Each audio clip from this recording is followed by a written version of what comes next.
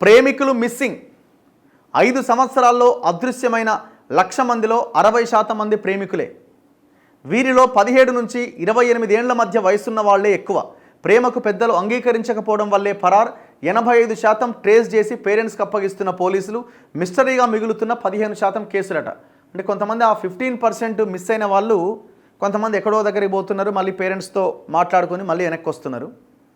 కొంతమంది 15% అసలు కనబడకుండా వెళ్ళిపోతున్నారట. మరి ఎడిపోతున్నారు వీళ్ళు? తమ ప్రేమకు పెద్దలు అంగీకరించకపోవడంతో ఏటా వేలాది మంది గడప దాడుతున్నారు. వీరిలో తెలిసి తెలియని వయసున్న మైనర్లు కూడా ఉంటున్నారు. గడిచిన 5 సంవత్సరాల్లో రాష్ట్ర వ్యాప్తంగా 1,00,000 మందికి పైగా మిస్సింగ్ కేసులు నమోదైతే అందులో సుమారు 60,000 మందికి పైగా ప్రేమికులే ఉన్నట్లు క్రైమ్ రికార్డులు చెబుతున్నాయి.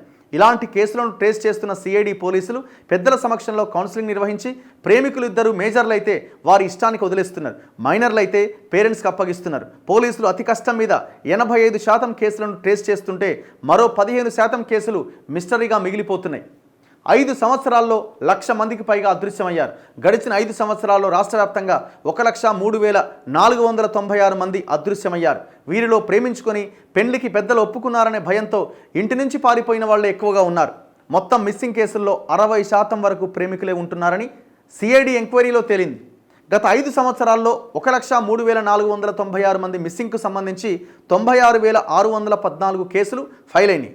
వీరిలో 97,028 మంది సిఐడి పోలీసులు ట్రేస్ చేసి పట్టుకున్నారు. ఈ ఏడాది నవంబర్ వరకు ఇలాంటివి 22,780 మిస్సింగ్ కేసులు నమోదైనాయట. చూసుకోరి, ఈ సంవత్సరంలోనే 23,000 కేసులు నమోదైనాయట ఓన్లీ 2014 నవంబర్కే. అంటే దగ్గర ప్రతి ఏటా 1,00,000 మంది పోతున్నారు బయటికి. మరి ఎటు పోతున్నారు వీళ్ళంతా? 5 ఏళ్ళల్లో. అంటే ఇయర్కి 25,000 యావరేజ్గా, ప్రతి సంవత్సరం 25,000 యావరేజ్గా జంప్ అవుతున్నారు. వీటిలో 19,191 కేసులు ఛేదించారు. మొత్తం నవంబర్ వరకు 22,000 కేసులు అయితే 19,000 కేసులు ఛేదించారట. మిస్సింగ్ కేసులను సాల్వ్ చేయడంలో స్టేట్ సిఐడి 85% సక్సెస్ రేట్ సాధించగా మిగిలిన 15% కేసులు మిస్టరీగా మిగులుతున్నాయి. మిస్సింగ్ అయి దొరుకుతున్న వాళ్లలో కొందరి మానసిక పరిస్థితి సరిగ్గా లేక అడ్రస్ చెప్పలేకపోతున్నారు. మరికొంతమంది చనిపోవడంతో జాడ దొరకట్లేదని పోలీసులు అంటున్నారు.